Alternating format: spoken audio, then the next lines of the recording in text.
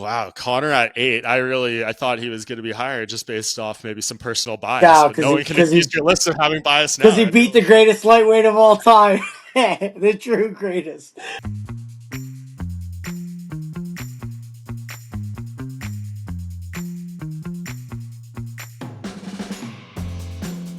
Welcome back to the Bohnfire podcast, where we talk about the UFC and mixed martial arts with those closest to the fight game. I am your host, longtime MMA reporter and MMA junkie senior reporter, Mike Bohn. What a week we just had, everyone. International Fight Week has come to an end, capped off by UFC 317 and the brilliance of Ilia Topuria, who becomes the new lightweight champion with a perfectly predicted first-round knockout of Charles Oliveira. What a moment for him. Becomes the 10th fighter in UFC history to win titles in 2 weight classes, and the first one to do it while undefeated. Just a remarkable feat for Topuria, who very much feels like he is growing into something special and perhaps a star in the UFC that is so badly needed at this moment. In order to react to everything that unfolded in that UFC 317 main event and to rank the 10 fighters in UFC history who have captured titles in 2 weight classes, will be none other than the underground king, Eddie Alvarez. He was one of the first people I thought in my mind when I'm like, here's a violent lightweight in Ilia Topuria. Who can react to him? Who can talk about him? Who can go through some of the history of the sport? Eddie Alvarez, a great mind to do so. Lovely conversation. And you guys, I think, will have a lot of fun listening to us go through our double champ rankings. And then on the back end of the show, stick around. I am going to unveil my half year awards. Originally, this episode was going to be a half year awards show with Megan O'Leary, who I did this with last year and who I thought was the perfect guest for this. We had it planned, but as I'm sure you saw with Megan on the broadcast for UFC 317, very much pregnant, could be in labor, could have had the baby already as this is going on right now as you listen to the show. Hopefully it's a safe and sound arrival, but I said, hey, Megan, you are the one that I like to do that show with. We are going to table it as far as the full podcast. We'll do it next year, but on the back end of the show, I'm going to give a few of my half-year awards away just to give you a little something to chew on as far as that without Megan here. And then after that, I'm going to reveal my first ever inaugural activity list for the UFC, who have been the most active fighters at the midway point as we sit here in 2025, and who is looking to have the busiest year of all in the UFC. I will share some notes, some stats that I have in that regard, and then we will close things out. So relax, enjoy. Please make sure to like, subscribe, rate, follow, anything you can do, whether it's audio or video platform, to support the show. We are doing our best to keep growing here. Thank you over on YouTube, past 3K subscribers. Let's keep pushing. Let's keep get that thing up. 10K by the end of the year would be the dream. So we'll take a quick break and be right back with Eddie Alvarez. And we are back here on the Bohnfire podcast with the first-time guest of the program, former UFC, former Bellator lightweight champion, one of the all-time greats, the king of violence, Eddie Alvarez. Eddie, how are you? What's up, Mike? How's it going, man? Long time no talk. Yeah, it's been a minute, man. But I thought, we're coming off this big performance by Ilia Topuria, obviously lightweight division, 2-division champion. I was like, this man is creating violence in that cage. Who better to get their thoughts on what we saw on Saturday night Wow, than Eddie Alvarez himself? wild, man. I did my own breakdown with my team, like Yeah. at our performance institute, and we were doing our own breakdown of it all. It's actually on my channel, like seeing kind of how I see how the fight would go, how Charles can get it done, how Ilya would get it done. I didn't account for Charles just walking in head first, not his hands. Not his hands up, not his. It's kind of brutal. Not keeping not keeping his length the way I would have liked and stuff. But Charles is a dog, man. That's what he does. That's how he kind of breaks guys. He walks into them like that. But a guy like Ilya, it's like there's a very small margin for error against a guy like that who's at the top of his game. So he made him pay for Yeah. sure. Yeah, I had Dustin Poirier on last week, and his kind of breakdown was like, Charles either needs to be all the way in or all the way out. He can't stay in that boxing range, and you need to be almost perfect in this fight. Whereas it seemed like Ilya had a lot more room for risks and error and stuff like that. But Yeah. yeah, do you feel like that was just Charles kind of fighting off instinct, like what he does, trying to be aggressive, or did he make a bad fight IQ error that led to that, you think? I I mean Charles pretty much marches right into people like that. shoot the box, that let's go, let's and against a guy like Topuria, anybody with really good sharp boxing, you can't make good fundamental boxing mistakes against them. They make you pay, and usually you figure that out in training against really good boxers, what you can do, what you can't do, and then you make the adjustments there. But we got to see some really bad fundamental boxing get exposed inside the cage. Usually, like I said, you kind of fix all that inside the gym. You know, you don't walk at people head first. You got to lead with your hands. You got to keep your weight back a little bit. One thing about Taporia that he's excellent at is his positioning and his balance. It's like flawless. It reminds me of like it don't they're not the same. But if you want to learn how to box, you used to watch Oscar De La Hoya back in the day because it was so perfect. He was so perfect. So it's like if you want to teach somebody how to box, hey, watch Oscar De La Hoya in his prime. Topuria has perfect weight distribution, keeps his head back. Kind of keeps a 60-40 split with weight distribution on his feet. He's nice and tight, stays a little bit angled enough to where you don't have a target. It's really nice. And if you're trying to break down fights or want to learn how to fight, just kind of watching a guy like that. He doesn't make a lot of mistakes position wise. What was your expectation like when you did the breakdown of his path to victory? And I know it's only a 2.5 minute fight, but how much of that did he implement in order to achieve the knockout that he got? So in my breakdown, I guaranteed my team that Charles would get put down. Um, Mm. I said that in my breakdown. But the determinant factor was me. It was is Taporia going to follow up? Because a lot of guys didn't follow up. They put him down. They put him down. Everybody who put him down, Chandler did, all them guys. But they were so afraid of that web that he has of his guard that they didn't follow up. They gave Charles a second life, and he's not a guy you can give too many second lives to. So Charles was able to come back and reel back and beat them. Um, in this case, it there was no follow up needed. You know, the guy Yeah. has dynamite in his hands. He put him out cold, and that was that. But it was a great shot. Charles led with his head, not with his hands. Topuria punched with him. He punched like he assumed Charles was gonna punch. He got his head off right a little bit, and he has a beautiful like right hand that has no tell on it, like literally no Mm. tell. He throws it very quick. It's very fast, and then right hand left hook, and done picture perfect.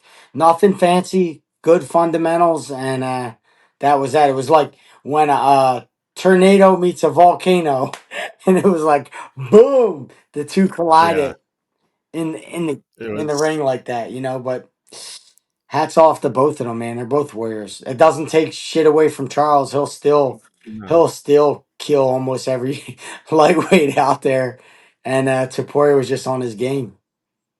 Yeah, he seems to beat on his game every single time he's stepped in that cage so far, undefeated. The first guy, as we'll get into later when we talk about our double champs list, to win belts in two divisions while undefeated the whole way. So, like, that's a pretty extraordinary thing to do. What do you think? This a lot of talk here about is beating Volkanovski, Max Holloway, and Charles Oliveira all by knockout, all in a row. Is that like the best 3 fight winning streak you can recall in I MMA? was pulling up to the gym today, and I was like, I was talking to my son Anthony about it for a little bit, but I started like thinking, like really pondering it, like how hard it is just to beat them three guys in a row. If you can just, Yeah. let's say you got three decisions against them guys, that would kind of go Mhm. down as like, damn, you beat three of the best guys in the world consecutively, you know.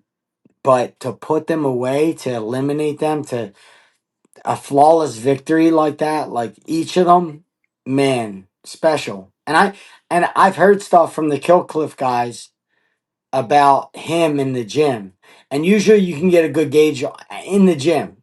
You know, that what goes on out in the cage there, it's just a byproduct of what really goes on in the gym. But in the gym, you'll hear the stories like, "Hey, this guy's this and this guy's that, and nobody can really beat him." And he's a guy who he does it in the gym, and when the lights get on him, he doubles it, does it even better. So, uh, I feel like he still has a lot of life in him. Like probably I know he don't want to fight till wants to be done by 30, but everybody wants to be done by 30. I think I said that too. So he's got Yeah. another good 5 years in him, and arguably right now with this run, if he stays on the same path, we could be looking at like an all-time great. So we'll see. We'll see how the next five go. You know. Yeah, we will see. And like you said, yeah, hard to walk away at 30. And especially now, this is when you start making actual money that can be, generational and stuff. So hard to walk away at that point. But like you Us said, fighters are like artists, man. They pay us when we're dead. yeah, it could not be more true. No kidding. But what you said, it seems to be something special. He's the only one doing what he's doing right now. Like I came across the stat leading into this fight, there had been 13 straight UFC fights without a knockout. There hadn't been a single title fight knockout in the UFC this year. The last finish by strikes was Jones against Stipe Miocic in November, and the last finish in a title fight by strikes before that was Topuria versus Max Holloway. So, like, we know what the fans love in the sport. They crave the violence. They want to see the knockouts. They want to see that happen at the highest level. He's quite literally the only one doing that right now. Yeah. Well, I mean, look, they gotta get more guys like Joey Pfeiffer out there Yeah, who throw with evil intentions. It should have been if Kevin Gastelum didn't have such a friggin' chin, Joey would have been able to get somebody out of there. But man, yeah, knockouts. That's what the fans want. Home runs, baby. exactly. What would be the most interesting fight for you to see Ilia in against next? Let's assume Islam Makhachev is staying at welterweight. That's out of the running next. Is it Paddy Pimblett, who came into the cage for the face-off? Is it Arman Sarukian, who's ranked number one and had the title shot before he fumbled it earlier this year? Or Justin Gaethje, who, legend of the sport, kind of wants it based off the whole career resume, one more shot before he's done? I I mean, just I guess selfishly, I want Justin. You know what I mean? He's a fan favorite of mine. Like just what unbiased, just watching MMA.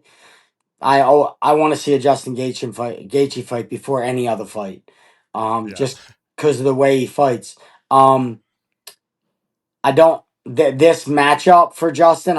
I'd want Justin to be a little more calculated, a little bit less reckless abandonment against a guy like this, a guy this dangerous, and a guy who's this planet and good positioning. Um, I think the Armin fight really intrigues me. I think that might be a little bit of a tougher matchup for Ilya, the Armin. So Mhm. challenge wise, to keep that belt and to keep everything pride and true. If that belt wants to stay, I think Armin would be the biggest challenge for him right now in the division. But funnest fight, fans, it's Justin Gaethje and him for sure. Yeah, I'm And inclined to and I agree. I would think like to see how, because I don't care who you are. I love when Justin just starts landing that leg kick and watch really strong, violent men start to limp around or start to switch southpaw, and like he really he can do it against anyone. So Justin can beat anyone at any time with that weapon of his. He just smashes yeah, that lead I leg. for sure. No, I think that'd be fascinating, that matchup. I kind of agree what you said there. I think like meritocracy wise, Armin, most exciting fight, Justin, and then probably the fight that sells the most or is the most promotable is Patty. But I think that may be the least competitive of the three. So just kind of depends. Like again, and Justin might not be around that much longer. He's the last of, the violence era with you and Poirier and everything. Like would like to see him get one more chance because I think Armin and Patty will be here for years to come. Justin won't be, so take advantage of the time. Yeah, and you don't if you're UFC, you don't kill off a star. You know, Patty's a star in the making, Ilya is a star in the making. You don't you don't put them together right now. Now's not the time. It'd be like, shooting yourself in the foot. Patty's gonna be his own star, keep building him. Ilya is gonna be one. They can both be one. It reminds me of when I think GSP and Anderson Silva were Yeah. being talked about to fight each other, but the UFC wasn't allowing it. It's like, hey, we can have two stars instead of just killing one off. And it wouldn't be. I don't think it'd be good business for the UFC to have them two fight this early.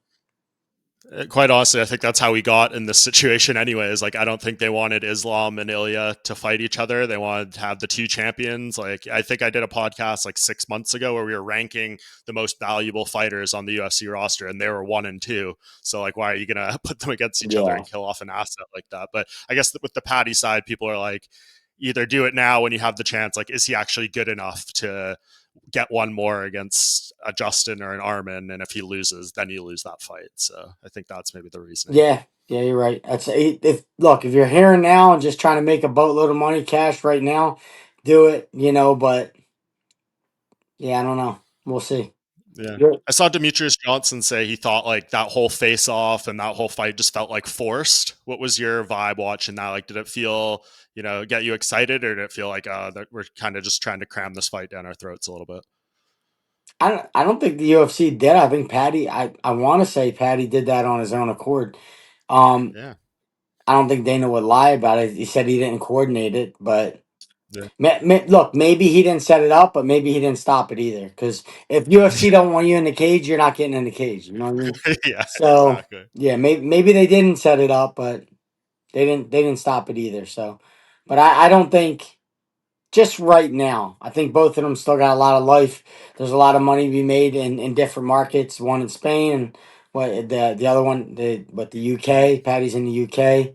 It's good. It's Yep. good to have stars all around the world so they can meet the fans. I just don't know if it's good business to just kill one that's on the rise like that. So and Yeah. with the way them two fight, one of them something bad's gonna happen. Yeah. And quite literally, as we speak, I just saw a clip get posted on X from a Dricus Duplessis video blog, and he said apparently Justin versus Patty is the co-main for Chicago in a couple months here. So maybe they've been working on something behind the scenes. I don't want to say I haven't, investigated, but Dricus did say that on a video blog. I heard they wanted that fight in Abu Dhabi, so maybe they pushed up the timeline. But we'll see. I'm not Where officially at declaring here that. in the States they're gonna have it? That would be in Chicago. Yeah. October 6th or August 16th, the co-main for Duplessis and Chimaev. I might be heading there for sure. Yeah, there you go, close Me, trip for me and you. my boys are But gonna be there.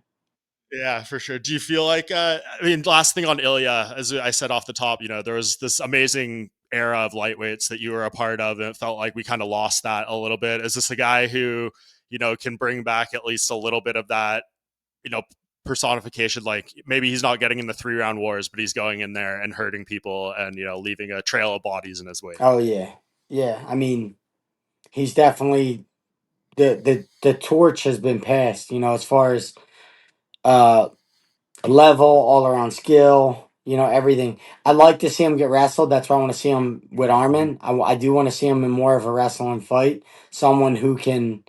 Um make him have to transition to wrestling to striking to wrestling to striking to see where his spirit's at there because we can tell a lot about a guy when he's forced to have to go up and down and still be able to keep a good fight and good cardio and a good spirit. So I'd like to see him in more of a fight like that, to see him tested Mhm. a little bit. I thought Charles was gonna be able to do that with him, like be able to test him in that way, but I was wrong. Yeah, we'll see if it's the next one. It's a fascinating time. I guess before I move on from lightweights, in a few weeks here, the next pay per view that's headlined by Dustin Poirier's retirement fight against Max Holloway. How do you think that one goes? Damn, like Dustin beat him twice already, right? Beat Max twice. Yeah. Here's the thing with retirement fights and when people announce them that I don't like. This is what I don't like. People, if you are saying I'm done, right, then you're already done. And there's this small little thing in your mind where you've checked out even if you trained really hard and you put your best camp in and all that, and this is a sport where you have to be all in mentally, physically, emotionally. And I never like when guys pre-commit to being finished and then Mhm. still fighting their last fight. when over time, as I watched that happen, the guy the guy that I watch, maybe it could be like 70-80% of the time that guy doesn't win. Good. You're saying 78% of the time that guy. I think like 70-80% of the time, like in the past, when I see guys announce that this is their last fight, like in your mind you already know I'm done fighting. Mhm. And I don't know if that's the right mentality to go into the competition with. I just don't know. I don't like it, and I never feel good about it, for guys who pre-commit to their retirement before a fight. So the style matchup, I mean, I think Dustin wins the fight. Mhm. But Max is not a pushover for anyone, so it's going to be a beautiful boxing match. Some of the best boxing, we're going to see inside the cage. Yeah, and Max had he's got all the motivation. He had a cold ass line on the promo. I think he said, "You took my undefeated record. You took my 13 fight winning streak. I'm going to take your retirement fight." So there's good motivation there on both sides. So we'll see how that one goes. But Eddie, the main reason I had you here today was coming off of Ilia Topuria's title win. Of course, there's now been 10 fighters who have won belts in two different weight classes in the UFC, and I wanted us to rank them because I thought maybe it would be easier than it was off the top. Then I started going through it, and it was actually a bit of a challenge. But I guess the thing I'll lay out here first for the listeners is I basically gave an open criteria of saying, rank these how you want. I guess before we get into it, Eddie, what criteria did you take upon yourself to try to organize this list? I I always go off of time, like greatness to me. If Mm-hmm. if you're the greatest, it's about the opponents you take on, the like how dangerous the opponents you took on were, and how long you did it.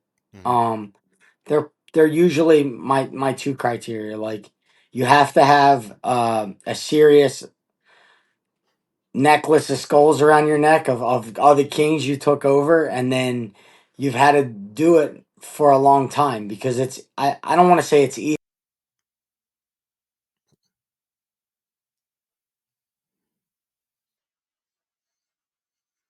to become ranked or top in the world, but it's very difficult to keep it, and it's very difficult to stay with that level of commitment, that level of discipline for a long period of time. And I always respect that from the people that have done it.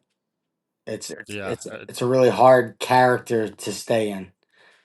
for sure. And especially across two weight classes. I mean, capturing a belt in one in the sport is hard enough. So to do it twice in two different divisions is remarkable. And I guess on my side, I tried to do all encompassing. I kept bringing myself back to just like who had the best performances to win the titles in the two different divisions. Like that was kind of what I ended up at. So we'll see how these compare. We might have radically different lists here, Eddie. So I'm fascinated. But just for the people to educate them a little bit, bear with me here, Eddie. I'm just going to read out the list and who they beat to get there. So the first of the 10 was Randy Couture. He won his first title at light heavyweight against Maurice Smith at Ultimate Japan in 1997. His second title at heavyweight or light heavyweight rather, unified an interim belt with Tito Ortiz at UFC 244 in September 2003. Randy Couture, a very unique one here. He won the belts multiple times in each division, so that kind of made him different. BJ Penn won his first title against Matt Hughes, rear naked choke, UFC 46, January 2004. Then his second title at lightweight beat Joe Stevenson, rear naked choke, UFC 80, January 2008. Conor McGregor was the third, defeated Jose Aldo to unify the title at UFC 194 in December 2015. Defeated my guest here, Eddie Alvarez, to win his second belt at UFC 205, November 2016. Amanda Nunes defeated Miesha Tate to win the women's bantamweight title. Chris Cyborg to win the women's featherweight title. George St. Pierre, Matt Hughes head kick knockout in 2006 to win the welterweight belt. 11 years later, or 13 years later, rather, no, 11, defeated Michael Bisping, UFC 217. Then Daniel Cormier, Anthony Johnson at light heavyweight, Stipe Miocic at heavyweight, Henry Cejudo, Demetrius Johnson at flyweight, Marlon Moraes at bantamweight, Alex Pereira, Israel Adesanya at middleweight.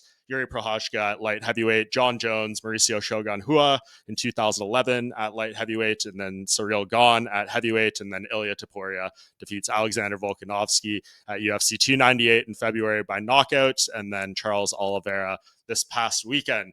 Okay, Eddie, thanks for sticking with me through that. I guess let's give you the floor to kick things off. Who did you have at number 10? So we'll start at 10 and count downwards. I had Alex at 10.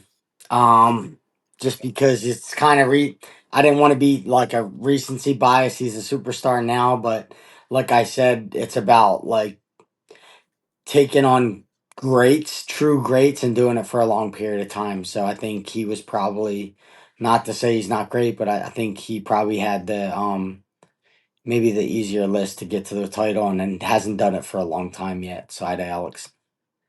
Okay, interesting. Already parity. I had him much higher, so we'll see how that compares. Okay. My number 10, I had Randy Couture. Again, I thought, legendary career, won the belt multiple times in multiple divisions, but, we're going back to the very old school when he first won those titles. As I said, I kind of more leaned on the performances, the opponents. I already know right now we're gonna have complete opposite lists because I love it, I man. have the This is amazing. opposite of a recency bias. I'm for the legends.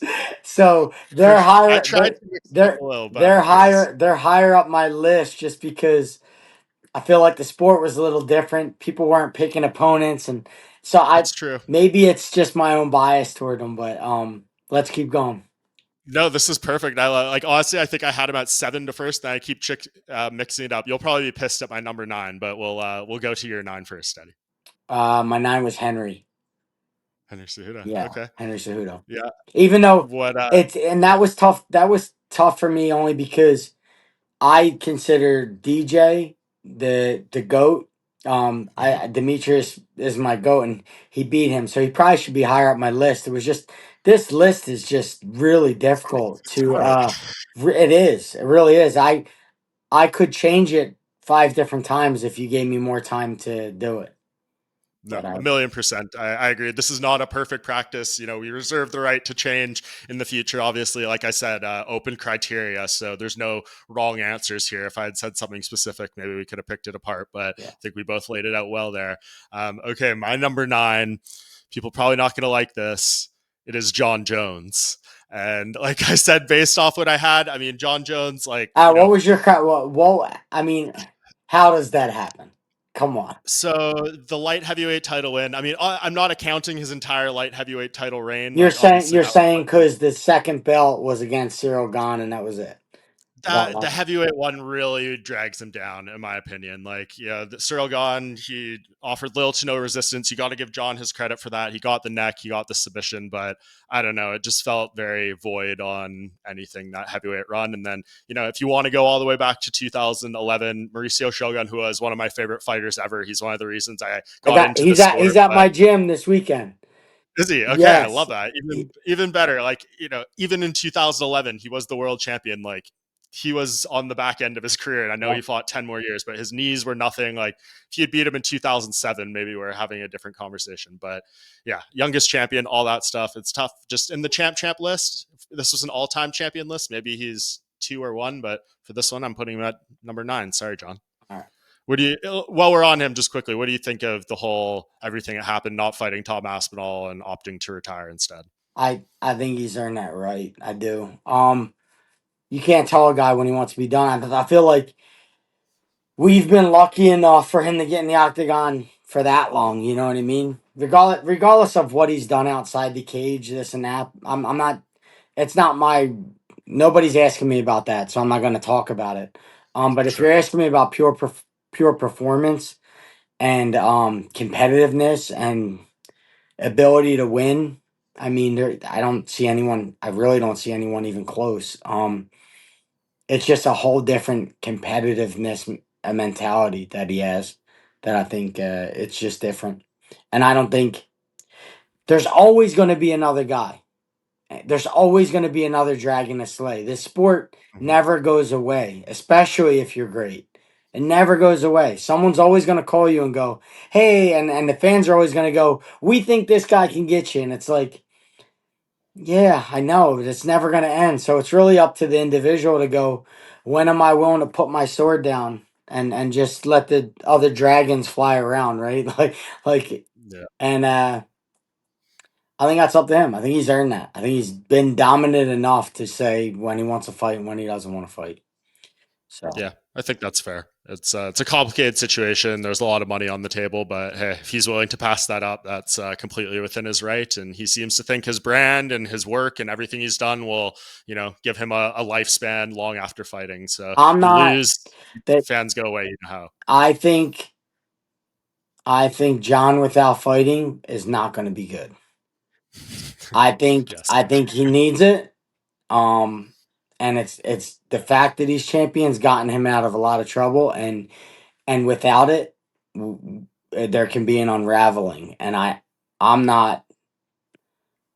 I don't want to see the unraveling, and I don't think any of the fans do either. I think the sport he needs the sport, and too long out of it, is not going to be good for him. I don't think. I definitely agree. And this is maybe like the saddest segue I could do ever, but I'll go back to back here and go into number 8, who I think is a person who experienced much of those same things. That is BJ Penn. I obviously like his Matt Hughes win puts him very high up. The Joe Stevenson win for a vacant belt being reintroduced, he bloodied him. It was an amazing performance, but like Joe Stevenson, we're not sitting here talking about him as one of the great lightweights of all time. So I think that's just where I put him. But yeah, man, just based off going off what you said there, like BJ Penn admitted that for years, right? Like when we all said he should have stopped, he said, I need to keep going. Like this gives me structure. This gives me everything I need in my life doing this sport. And look how things are for him now when he lost that completely. I mean, I know maybe not completely related, but it's sad to see. Yeah. I had him higher up. I actually Who's your 8? my 8 was Connor. My 8 was Wow. Connor. Okay. Yeah. Okay. Hold on. I'm So, gonna X these out as I go because I'm confused here. Yeah. sure. There we go. Wow, Conor at 8. I thought he was going to be higher just based off maybe some personal bias, No, but no one can accuse your list of having bias because now. he beat the Everyone, greatest lightweight of all time, the true greatest. No man. Um. No, I just think it was time. I think it's for me. I'm so time biased. Like Mhm. do great things. You got to do them for a while. That's Yep, real. That's 0 title defenses. that's real greatness. Like so, and that's a big part of my criteria. Is like you can do something great, and like a lot of people are gonna say, "Hey, that you're lucky." You're lucky you broke the top three. But if you just do it for so long, no one can really deny it. It's like I'm here and I've been here. Um, to me, that's the true mark. So I had him there. I think that's fair based off your criteria for your list, especially I think scanning through now, I'll give myself an absent to maybe be wrong, but I think he's the only person of these 10 who'd never defended a title in either of the divisions Yeah, he won a belt he in. did. He So got the belt, and then he didn't. Yeah, he was done. yeah, no, I know he did, and I was just thinking of anyone else here, but I think everyone else on this list has at least one title defense to their names. So I think that's fair then, based off what you laid out as your criteria. So I dig that. Go back to back here, Eddie. Who'd you have at 7? 7 I had, and look, super super high on this guy. Like, obviously, you heard the way I talked about him earlier, but I had Ilya just because he's new. He like I said, the list of guys he's beaten I mean, these are all time greats he's beaten in a row, but I want to see more. I want to see a longer length of time. That's all. I just want to see Mm-hmm. like a few more years of being great, and then we can mark him. I don't think he should. I think he's hard to mark right now. He's just so brand new. For Because sure. I think No, some people right now would be like number one, like they'll say number one you right might now, be talking to one of just them. because We'll see. he fought a few, yeah, yeah, because he's fought, he just fought what 3 days ago or whatever. So Yeah. No, I know the recency bias is tough, especially like again. I think with your criteria that you laid out, these are all totally fair. I had him higher just based off the actual performances to get those 2 belts, but yeah, fascinating stuff there. At 6 for me, I had George St. Pierre, who maybe I could have put a little higher. But I think this is the range where it was really tough, like 6 to 3 kind of thing. his win over Matt Hughes was one of my favorite title fight performances. The head kick and the ground and pound with the elbows. That's like an iconic finish.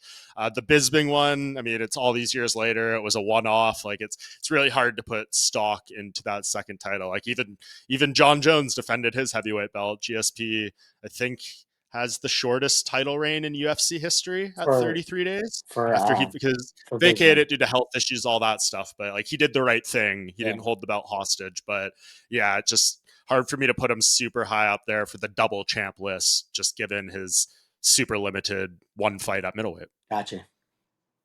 Yeah. What I about any disagreement? What do you have at 6? I got Randy.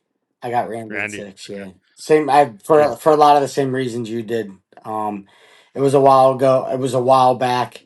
I am like biased toward Randy just because he's did it so late in his life. I think he was Mhm. 40. What was Randy? 40, mid When he won his 40s. last title, yeah, Yeah, when he won his last title, when he came back and beat Tim Sylvia, I think he was 43. I think when he won his first title, he was like 34. yeah. So You're not he like didn't start training, I think, till 30. people don't understand how difficult that is. That later on in your life to take on the like young hungry competition like that and do it for the length of time they did it.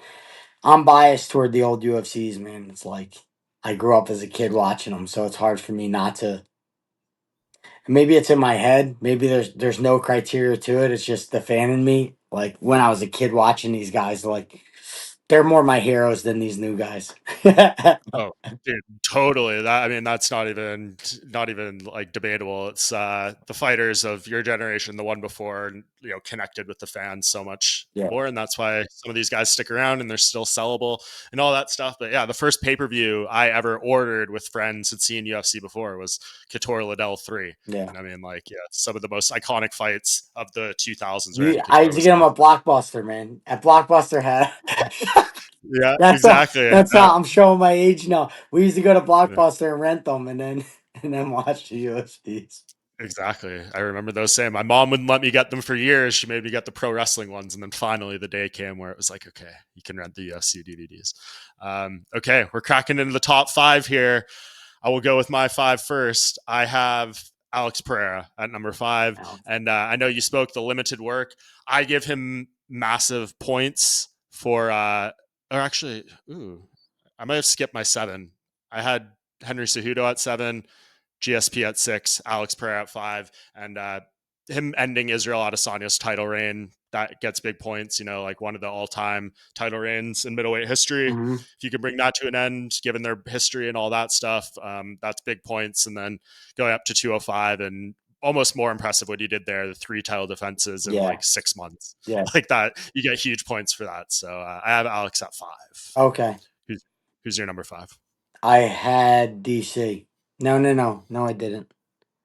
Oh, I had BJ Penn at 5. BJ Penn. Yeah, Okay, yeah, that's a great one. Just and give me look, growing like it got to. I was a fan of BJ, and then I was on a path to possibly maybe fight BJ. So like he's always sort of been in my life or be on my like be on my radar.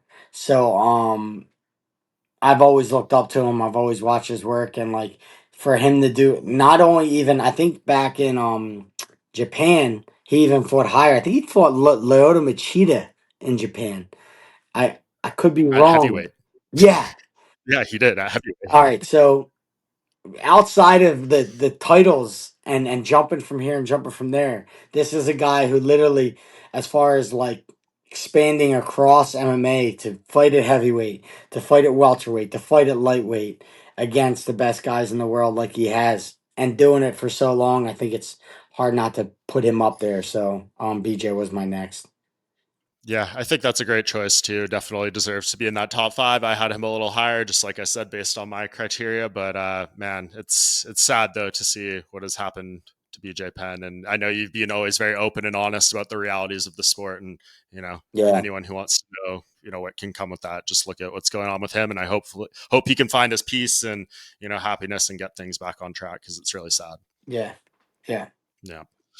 Okay, number 4 here. I'll go on number 4. I had the only female on this list, Amanda Nunes, Me too. gets me there at number 4. I mean, she's your 4 as well. Yeah, I agreed with you. Yes. Finally, some alignment here, Eddie. Yeah, yeah, yeah, Um, yeah.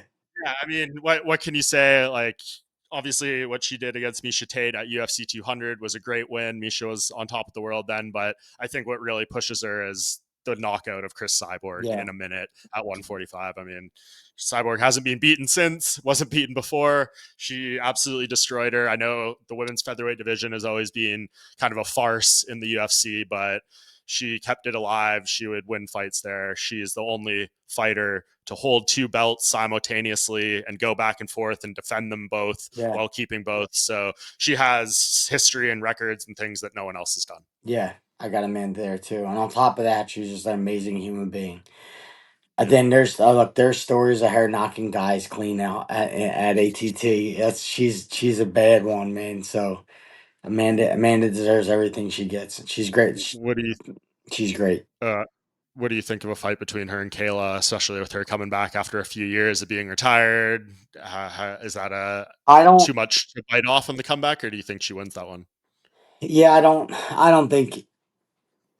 I think both of them know how that goes, and the fact that Kayla wants that fight makes me think maybe she got over on some rounds on her and knows Mm. I can get her in some Yeah. way. But I don't like people who take that time off. Fighting is not something you can just put away and then grab and take back and put away. That'll never go good for someone doing that. So like you have to be all in with it or all out. You can't pack it up, put it away, and then grab it when you want it. That's not how it works. You end up getting really badly, like either knocked out or the fights don't go well for you. So like anybody who took that much time off should just stay off because I describe it like it's almost like being in character, like a movie role.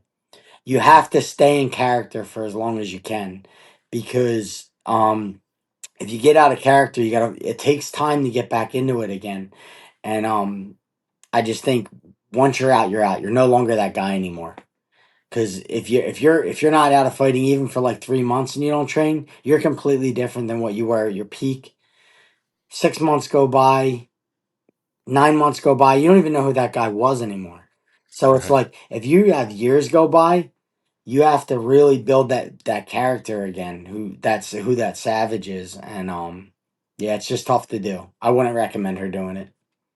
Yeah, I'm curious what she'll look like, where her motivations are, all that stuff. So we shall see. But let's get into our top 3, Eddie, to round things out here. Who did you have at number 3 on your list? I had DC, Same here. my boy DC. Yeah, Pretty obviously. Yeah. epic, pretty epic. And when you talk about the people he's done it against and the time he's done it, I mean, DC could arguably be two, but for me, it could be two for me. And when you see my two, you're gonna be upset that I put DC in front, put him in front of DC. But that's just my own bias. But yeah, We'll get DC. we'll Yeah, we'll get to that in a moment. I had DC at 3 as well. Like the light heavyweight stuff is always interesting because there's the John Jones cloud. Like, would he have ever even got that belt if John could stay on the straight and narrow Yeah, and all those things? But the heavyweight one, holy crap, can't take anything away from that. He knocked out Stipe Miocic in the first round in his prime on a huge stage. So that one's big. But yeah, man, he got his first title with the submission of the late Anthony Johnson, who was one of the scariest fighters I've ever seen compete in the sport. And he hurt DC and he got through the fire and managed to get him down and submit him. So, like, that is, in any context, a very quality win. It's just the weird John Jones situation, but yeah, I don't want to hurt him too much on that because, you could take a lot away from John Jones's credentials if you really want to. So I'm yeah. good with DC. Okay, my number 2, since you've already spoke him out, I put Conor McGregor.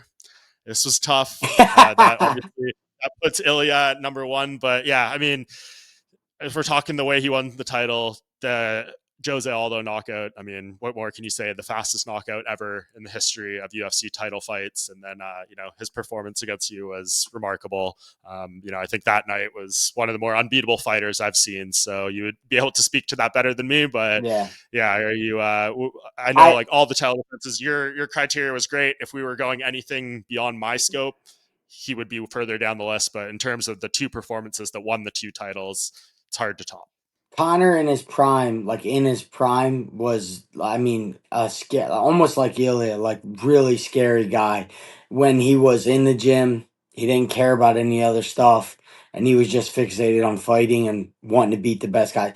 He's a scary human being and was like one of the best fighters in the world. So like, there's no denying that. And look at that point in my career, I was great, and he look what he's done to me. I was Mhm. coming off a great win with Rafael dos Anjos, arguably one of the best lightweights in the world at the Mhm. time. Um, you can't argue. He could be anywhere in this list in the top five, and there's no way you can argue what he's did. And the only thing that I want, like I said, my criteria and what I did, what I based it on was length of time. Like how you can be great, but how long were you great? Like how long can you stay great? So he was further down my list because of that. Like it was like win a world title. When he said, like he said, I'm gonna win these world titles, grab money, and I'm gonna fucking bounce. And that's what he did. But for me on my list, like you just didn't stay in it long enough to be able to make Yeah, it further up that list. totally fair. I guess just one follow up question. Like on that night, can you prepare, you watch the tape, all that stuff when you're in there with a guy who seems like, it's just they're on, everything's clicking. Do you notice that right away? Like, is there something you can tell? It's like, oh, this is even different than what I expected through my months of preparation. Eh, no, I probably would have boxed more in the lead up, like did more boxing because I did a lot of boxing for the Justin Gaethje fight. I did a lot of Mhm. boxing, and it was one of my best performances when I did a lot of boxing with just pro boxers. I just Mhm. kind of got out of the MMA gym and just went down in Philly and got with pro boxers, and that sort of my eyes were the best, my reactions were the best, my timing, my punch volume, everything got better. So like probably would have boxed more in the preparation and boxed less in the fight. You know what I mean? Like, so my eyes, my distance would have been sharper boxing wise, but the idea was never to box. And I feel like I just got caught early in the fight and I went stupid. Like what I did in the fight was nothing what we did in the lead up in the preparation, you know? Even in the Mhm. fight, I'm circling toward the left hand a ton. And it's like Right. that was like step 101, day one. Hey, let's go right mostly and wrestle and kick. And I went left and I boxed. And it was like sometimes you just get punched and you go stupid in a fight, and that's just how the cookie crumbles. You don't have a lot of, like I said, it's a small margin for error when guys are at the top of the game. Yep, it's insane once you're actually in there. Not speaking from any experience myself, but I've heard from enough of you guys to Yeah, say that I can trust that's true. Okay, Eddie, let's close this thing out here. Who was your number two and subsequently number one? I got GSP. I got Number two. G, GSP was number two, and look, he's been my all-time favorite. For me, he's a pioneer of the sport. And it has more.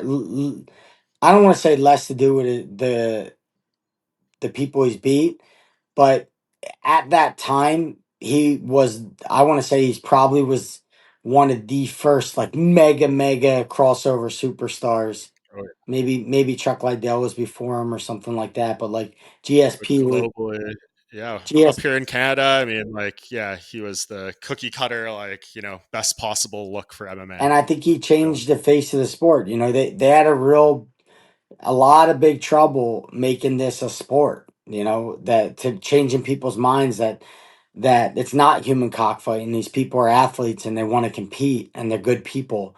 George did that for the UFC. He turned this into a sport. He made it professional.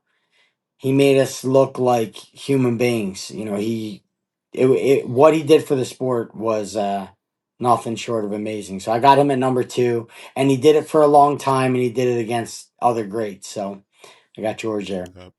And And and that other, and look what he did. He put it away. He said, I don't want to do it anymore," and mhm, still was able to come back and beat Bisbing. And I think George knew the style matchup was a lot very beneficial to him, and he came for back sure. and did what he had to do. But still, it's very difficult to do that, to put the sport away and come back and still be successful. And he was able to do that later on in his career. So George will always be near and dear to my heart.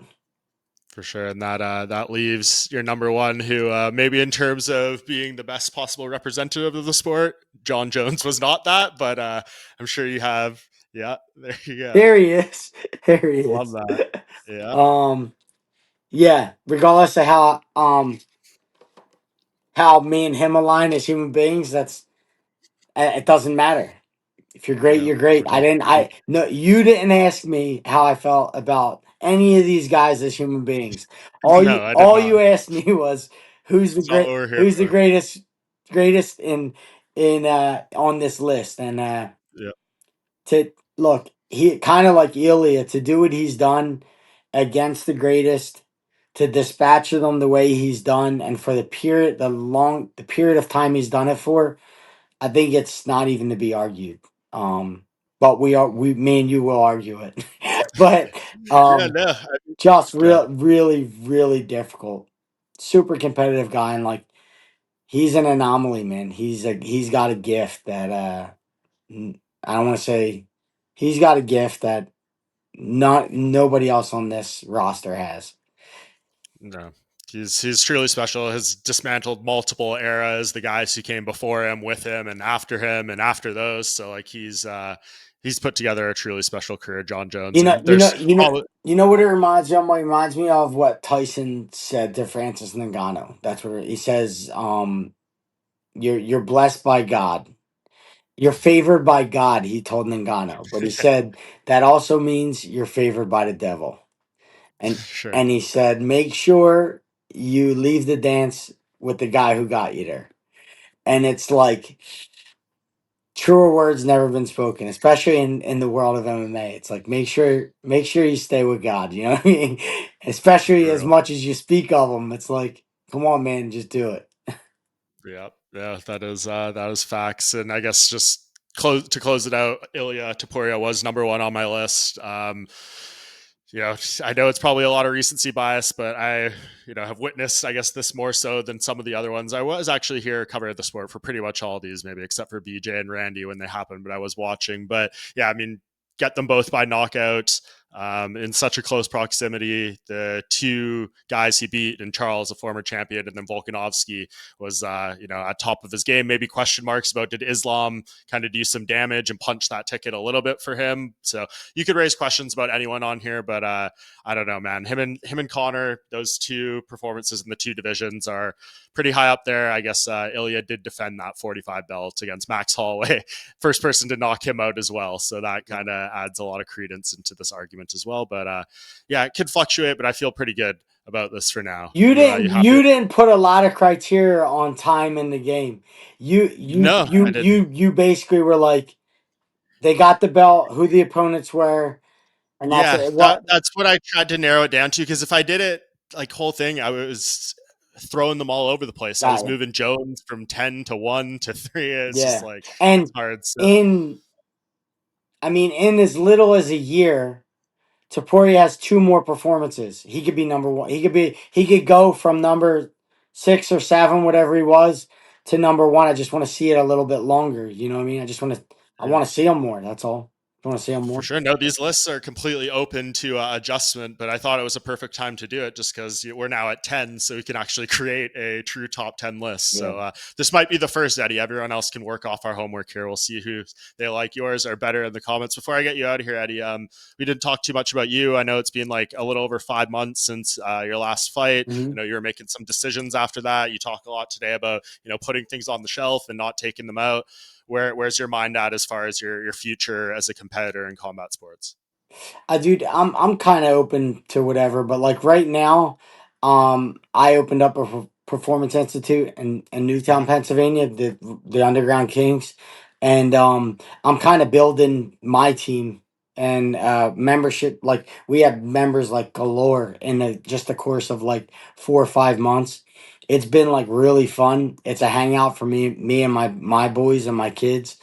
Just a place to like kind of hang out, kind of learn to fight. There's a lot of families there, and there's a lot of people who are looking to also be professional, take the sport seriously. So like we have a great mix of competitors, and we got some amateur champions that we just got crowned, and it's been fun, man. It's like a awesome project that I'm doing on the side, but I'm all over, man. I have real estate.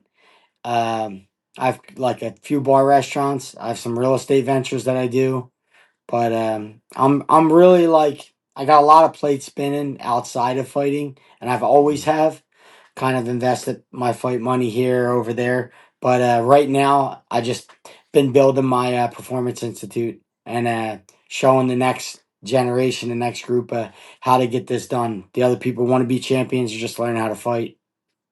Yeah, I love that. Give back what you can to the sport, and obviously you have a great mind for it. Are you still like under contract with BKFC, or are you free to do whatever you want if something interesting does come up? I've never been in contract with anyone for years. I Mm, just One fight deals. yeah, everyone I just said I'll fight, and then I'm not signing any deal with anyone for anything. So I've been open for years, but I mean BKFC is my baby. That I mean, there's not no sport like it, and I had a blast, like kind of doing these fights. Like I had a freaking ton of fun. Me and Mark Henry had a blast doing them. So you never know. They call me. Who knows what's gonna go on? But for right now, I'm having a good time at the gym. I honestly been lifting a bunch of weights. I've been lifting weights and helping these fighters get ready, and it's been fun doing that. Yeah, I'm sure it's very rewarding, especially some of the guys that are coming up in the Philly area. It's a very strong time for mixed martial arts there, so you must be very proud, Eddie. Yeah. Definitely, if anyone wants to know more about the gym, I'm sure you can find it on your social medias, E Alvarez Fight, Yep. anywhere like that. I'm sure there's a website, all that stuff too, Eddie. So I appreciate you taking the time being here, going through these rankings. I will take a quick break and be right back to wrap things up. All right, we are back here on the Bohnfire. Thank you so much to Eddie Alvarez for his time. Thought that was a great conversation. Would love to know what you guys thought about our top 10 double champ lists there. How would yours compare? Why not? Type out yours in the comments. Let me know what the criteria you decide to follow, and would be curious how those stack up to what we did there. Really appreciate Eddie, but we still have a little more business to attend to here on this episode. As I mentioned off the top, no Megan O'Leary here for the half year awards, but I want to highlight a few categories, a few achievements, and a few people for what they've done from January until now as we sit here at the half year on a UFC off week. Looking forward to seeing what is to come in the second portion of the schedule. But as we look back here, I will hand out a quick few awards here. Knockout of the half year, I think it's got to be Ilia Topuria against what he did against Charles Oliveira. Just a vicious one punch knockout. As I said to Eddie, there hasn't been many knockouts at all in UFC title fights in the past 7 months. The only one to get it on that level. I always, as I say, when I do these type of awards, try to adhere by the 3 S's, and that is my criteria: stakes, significance, and style. Well, for Ilia Topuria, the style of how he knocked out Charles Oliveira, unreal visual, violent stuff. The stakes could not have been any higher. A championship fight. And the significance, we know, we just talked about it, the first undefeated 2-division UFC champions. So hard to top for Ilia Topuria. Of course, the other great knockout of the year probably came just a few fights prior. Gregory Rodriguez absolutely flatlining Jack Hermanson. You just put style. Whew, that one's a hard one to top. What a vicious knockout. Just the stakes, significance, not quite there to top Topuria, in my opinion. Another honorable mention, shout out Mauricio Hufi for that spinning wheel kick knockout of Bobby Green. That was violent stuff that he pulled off. So shout outs to those 3. I think those are the best UFC knockouts we've had so far in the half year. On to submission. This was a little bit of a trickier one. I think my winner so far is going to be Jean Silva defeating Bryce Mitchell at UFC 314, choking him out cold, sending him down to the bantamweight division. Just a vicious submission, stands over top of him, barks at him. We all know the angst that was leading into that fight. A lot of people wanted to see Bryce Mitchell get done like that, and Jean Silva delivered. Significance leads him into probably a title eliminator against Diego Lopez at Noche UFC, which was announced this past week as well. An honorable mention for submission, I will throw to Merab Dvalishvili for his finish of Sean O'Malley to defend his title at UFC 316. I mean, what more can you say? Merab getting a finish in any fashion is notable. For him to defeat Sean O'Malley, who was so much more prepared for this title fight than he was the original meeting, or at least so he said. No excuses in the aftermath, giving Merab all the credit.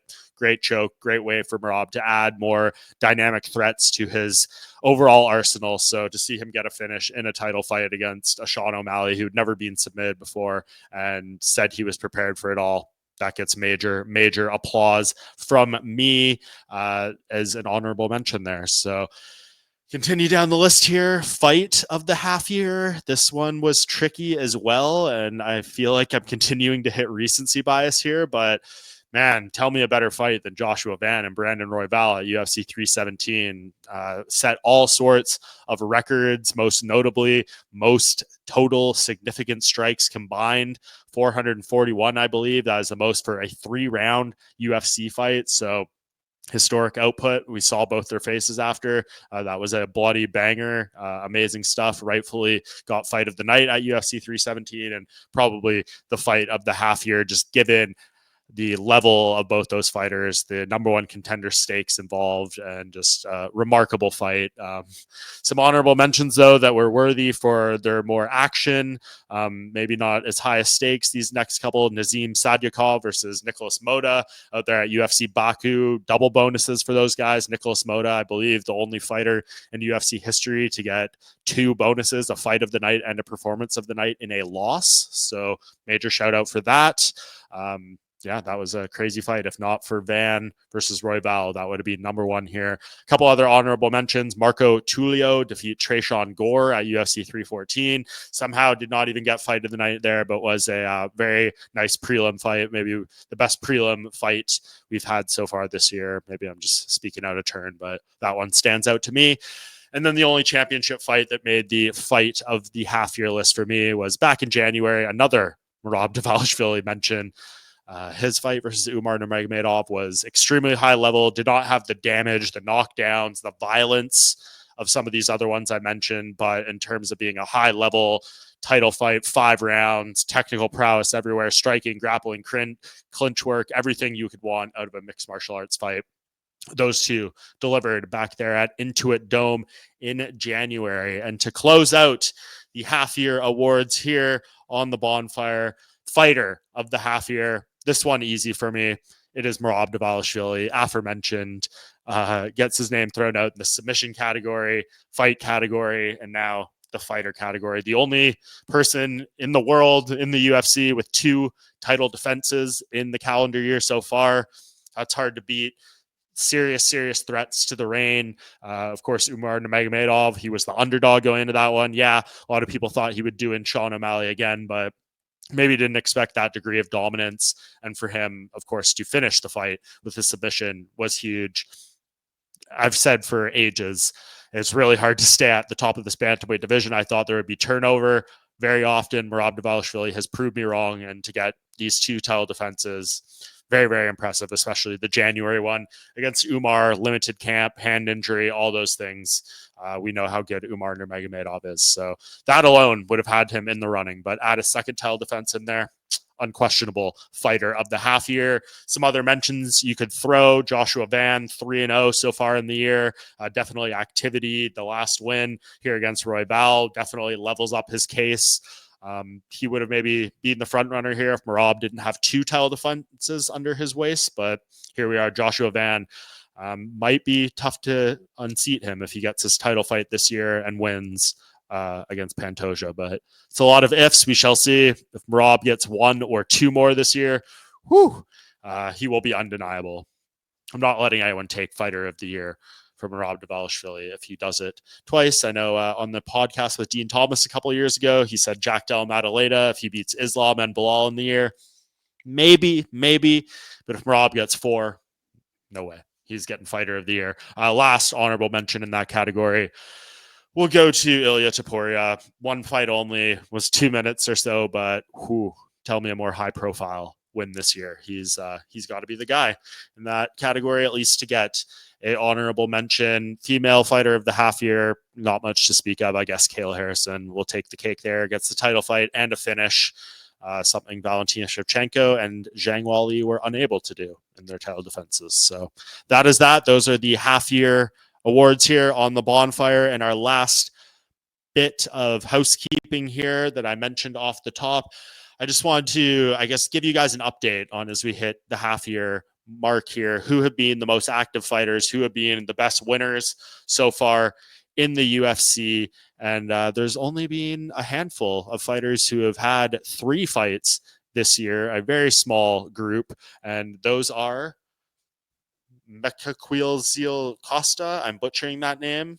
I'm sorry to you, Mr. Costa. I've had troubles typing and pronouncing your name, but he fought 3 times this year, went 2-1. And then there's Kevin Holland, who is 3-0 so far this year. Joshua Vance, 3-0 this year, and had 3 fights. Those are the 3 guys who've had 3 fights at the midway part of the year. We'll see. Joshua Van probably going to get 4. Who knows with Kevin Holland? Kevin Holland could get 5 or maybe even 6. He is scheduled for the 4th. That was just recently announced against Daniel Rodriguez at UFC 318, just in a few weeks here. Kevin Holland, half year, going to have 4 fights. So I'm not going to put a cap on him. No one has ever gone better than 5 fights or 5-0 in a year. Modern era. Maybe this is Kevin Holland's moment, and he is one of the 2 fighters who has accomplished that previously. You look a bit down, who have the other guys who have been active. So there's been 56 fighters who have fought twice this year, who fit in that column. Plenty of others who have only had the 1 fight, but people 2 or 3 fights.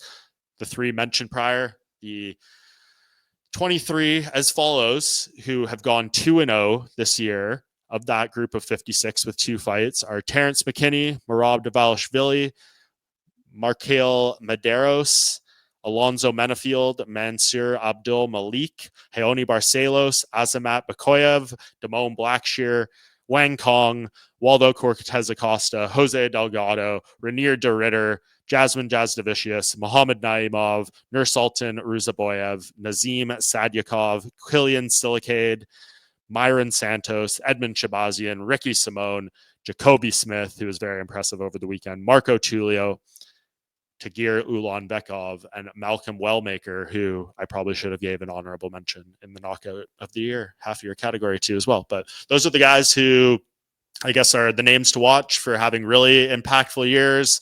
Everyone else who's competed twice is either 0-2 or 1-1.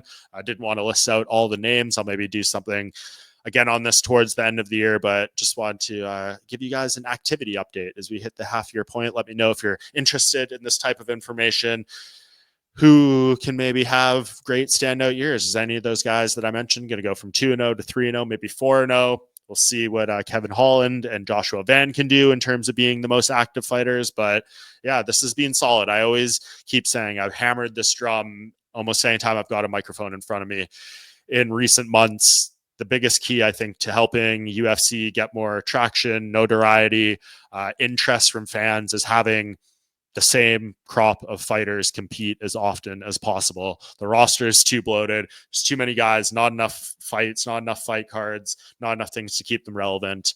You got to trim down the roster. You got to have these same people being as active as possible. If you could have 30 fighters who fight at least 3 to 4 times, that's an upgrade. So we'll see what they can do. We'll see what the scheduling looks like the back half of this year. Of course, we have Contender Series starting in a few short weeks here. Going to be a whole lot of roster signings and turnover coming off that. We'll see. We'll see what they can do if they're listening, because I do feel like we're starting to see a little more consistency out of our athletes. So what gets you far in this game? It's being a fighter who fights. That's all I can say. So appreciate everyone tuning in. Enjoy your 4th of July weekend. If you're in the United States, happy Canada Day. If you're a fellow Canadian, and enjoy the fightless weekend. It is back to a streak of event after event after event after this one. So enjoy the rare summer break, because they are few and far between. For now, appreciate everyone tuning in. Appreciate the time from Eddie Alvarez. And until next week, we will see you back here by the Bohnfire.